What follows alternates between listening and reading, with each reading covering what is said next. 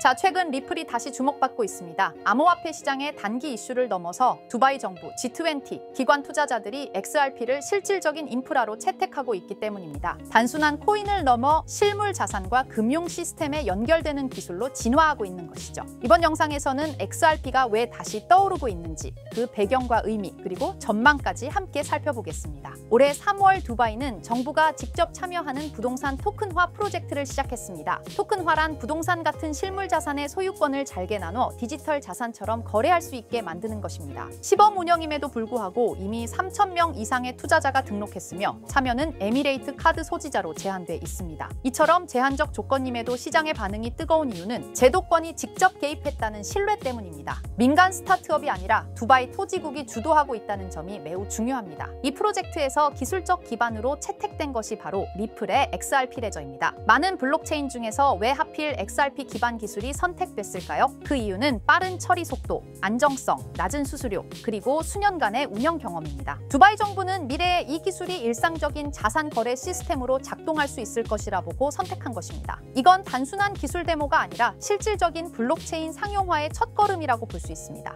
그렇다면 XRP 레저는 다른 블록체인들과 어떻게 다를까요? 이더리움은 다양한 기능이 가능하지만 속도와 수수료에서 기관용 시스템으론 한계가 있습니다. 솔라나는 속도는 빠르지만 네트워크가 멈춘 이력이 있어 안정성에 대한 우려가 있습니다. 반면 XRP 레저는 10년 넘게 중단 없는 안정성, 1초 이내의 거래 처리, 극히 낮은 수수료를 자랑합니다. 기관들이 실제 업무에 쓸 기술로 선택할 때 이런 안정성과 실적이 매우 중요하게 작용합니다. 최근 미국의 패스터 페이먼트 위원회는 리플의 결제 시스템을 G20 국가들의 국제 결제 개혁 수단 중 하나로 언급했습니다. G20는 2030년까지 전체 결제의 75%를 1시간 안에 처리하고 평균 수수료를 1% 이하로 낮추겠다는 목표를 갖고 있습니다. 기존 스위프트 같은 은행망으로는 이 목표가 어렵기 때문에 새로운 기술 대안이 필요한 상황입니다. 이런 맥락에서 리플과 XRP가 속도와 비용 측면에서 유일한 현실적 후보로 평가받고 있는 것입니다. 리플이 채택되었다가 아니라 리플이 유력한 기술 후보로 공식 문서에 올랐다는 사실 자체가 매우 중요합니다. XRP는 아직 실험적인 기술이 아니라 이미 전 세계에서 실제 사용되고 있는 인프라입니다. 리플의 온디맨드 유동성은 일본, 필리핀, 멕시코 등에서 송금 인프라로 실사용 중이며 UAE는 XRP를 무역금융 결제 파트너로 공식 지정했습니다. 이건 그냥 가능성이 있는 기술이 아니라 지금 작동하고 있는 기술이라는 뜻입니다. 이런 사례들이 쌓일수록 XRP는 암호화폐라기보다는 금융기술로 인식되기 시작합니다. 최근 XRP는 미국 나스닥의 선물 ETF로 상장되며 제도권 진입에 큰 발을 내딛었습니다. ETF는 일반인보다도 연기금, 보험사, 자산운용사 같은 기관 투자자들이 접근할 수 있는 수단입니다. 이건 단순히 시장의 분위기가 아니라 진짜 자금이 들어오기 시작한다는 신호입니다. ETF의 등장은 XRP가 투자 자산으로서 공식화되고 있다는 증거이기도 하죠. 이제는 불확실한 자산이 아니라 제도권에서 접근 가능한 자산으로 분류되는 흐름입니다. ETF 중에서도 더 큰 의미를 갖는 것은 바로 현물 ETF입니다. 최근 예측 시장 플랫폼은 XRP 현물 ETF 승인 확률을 83%까지 상향 조정했으며 비트와이즈, 코인쉐어스, 그레이스케일 등 여러 운용사들이 신청서를 제출한 상태입니다. SEC는 아직 결정을 미루고 있지만 이는 ETF 승인 직전까지 자주 있는 절차이기도 합니다. 비트코인 ETF도 수차례 미뤄졌던 걸 떠올리면 XRP도 머지않아 가능성이 현실화될 수 있습니다. 일부 분석가는 XRP가 60일 내에 1700%까지 상승할 수 있다고 합니다. 물론 과거 2017년 급등 패턴을 따졌을 때의 이야기입니다. 하지만 투자자는 현실적인 시각이 중요합니다. 기관 채택, ETF 확산, 결제 시스템 활용 등은 단기간 폭등보다는 꾸준한 상승 흐름을 만들 수 있습니다. 장기 보유 전략이 필요한 이유도 여기에 있습니다. 그렇다면 일반 투자자 입장에서는 무엇을 중심으로 판단해야 할까요? 지금 XRP는 단순한 차트나 테마주가 아니라 정책과 제도, 실사용 사례 중심의 자산으로 변하고 있습니다. 따라서 단기 이슈보다도 기관 수요, 정부 채택 흐름, 기술 적용 범위를 보는 것이 더 중요합니다.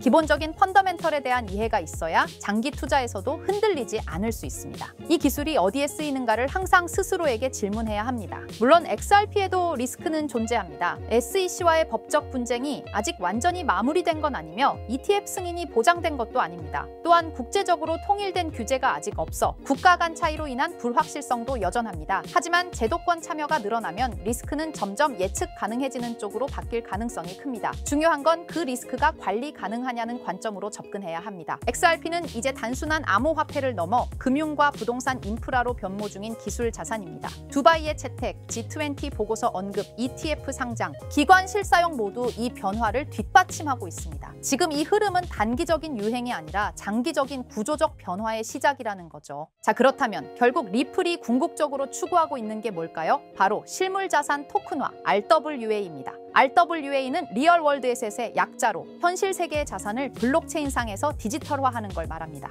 예를 들어 부동산, 국채, 회사채, 주식, 금 같은 자산을 블록체인에서 토큰의 형태로 거래할 수 있게 만드는 기술이에요. 이건 단순히 디지털화가 아니라 유동성과 접근성, 거래 속도를 혁신적으로 개선하는 방식입니다. 리플은 이런 변화가 향후 금융의 중심이 될 거라 보고 자사의 기술 기반인 XRP 레저를 통해 이 RWA 시장에서 핵심 인프라 역할을 하겠다는 전략을 세우고 있습니다. 실제로 리플의 개발 조직 리플엑스는 최근 RWA의 블록체인 전환이 가속화되고 있다며 XRP 레저가 기관용 플랫폼으로 자리 잡고 있다고 공식 채널을 통해 발표했습니다. 그리고 그 연장선상에서 리플은 스테이블 코인 RLUSD를 내놓았죠. 단순한 스테이블 코인이 아니라 RWA 시대를 위한 결제 인프라로서 설계된 것입니다. 그렇다면 이 RWA 시장은 앞으로 얼마나 커질까요? 많은 글로벌 금융기관과 컨설팅 회사들이 RWA 시장이 2030년까지 최소 10조 달러 이상에 이를 것으로 전망하고 있어요. 특히 가트너, 보스턴 컨설팅 그룹 등은 이 시장이 향후 블록체인 산업 내에서 가장 큰 성장 동력이 될 것이라고 평가했습니다. 단순히 토큰을 발행하는 수준을 넘어 실제로 글로벌 자산의 흐름을 블록체인 위에서 운용하는 시스템으로 변하고 있다는 거죠. 전통 금융기관들도 참여하고 있고 RWA 전문 스타트업에 벤처 캐피털 자금이 몰리는 추세입니다. 왜냐하면 이 구조는 기존 금융을 대체하는 게 아니라 보완하고 효율화할 수 있기 때문이에요. 그래서 리플을 포함한 여러 기업들이 지금 이 시장에 선점하려고 하는 겁니다. 지금 시작되는 이 흐름이 향후 10년간 블록체인과 금융을 통합하는 핵심 축이 될 가능성이 높습니다. RWA가 이렇게 시장에서 주목받고 있는 이유는 생각보다 명확합니다. 첫째, 기존 금융 시스템이 너무 느리고 복잡해요. 부동산을 사고 팔거나 국채를 거래하거나 펀드를 운용하려면 수많은 중간 단계가 필요하죠. 그런데 RWA는 이런 과정들을 스마트 계약으로 간소화할 수 있습니다. 둘째, 투자자 입장에선 24시간 거래, 글로벌 접근성, 수수료 절감 같은 실질적인 이점을 체감할 수 있죠. 셋째, 금융 자산을 조각내어 토큰화할 수 있기 때문에 기존에는 투자하지 못했던 고가 자산에도 소액으로 투자할 수 있는 길이 열립니다. 이 모든 게 자산의 민주화라고도 불리고 있어요. 그래서 지금 이 흐름은 단순한 디지털 전환이 아니라 금융 시스템 자체의 구조 개혁이라는 평가를 받고 있는 겁니다. 자, 이런 RWA 흐름을 정부와 제도권은 어떻게 보고 있을까요? 의외일 수 있지만 긍정적인 반응과 제도화 움직임이 꽤 활발합니다. 미국 SEC와 통화감독청 OCC는 RWA 자산의 회계 기준과 법적 정의를 정립 중이고 일부 국채는 이미 디지털 자산 형태로 유통되기 시작했어요. 싱가포르와 홍콩, 영국은 RWA 관련 샌드박스 프로그램을 통해 실험적 거래 환경을 지원하고 있고요. 특히 중요한 건 중앙은행들조차 이 시장을 탐색 중이라는 점입니다. CBDC와 RWA를 연계하는 테스트가 실제로 진행되고 있어요. 이는 곧 블록체인 기술이 법정화폐, 정부자산, 공공채권까지 연결되는 구조로 진화하고 있다는 걸 뜻합니다. RWA는 단순히 민간의 시도에 그치지 않고 국가와 제도권이 인정하는 기술 인프라로 성장 중입니다. 이론만이 아니라 실제로 미국 국채가 블록체인에 올라간 사례도 있습니다. 바로 리플의 XRP 레저를 통해 진행된 건데요. 미국 재무부가 발행한 국채를 실물자산으로 삼아 이를 토큰화한 구조가 구현된 겁니다. 이걸 통해 기관 투자자들은 XRP 레저 위에서 미국 국채를 보유, 거래, 유통할 수 있게 되었어요.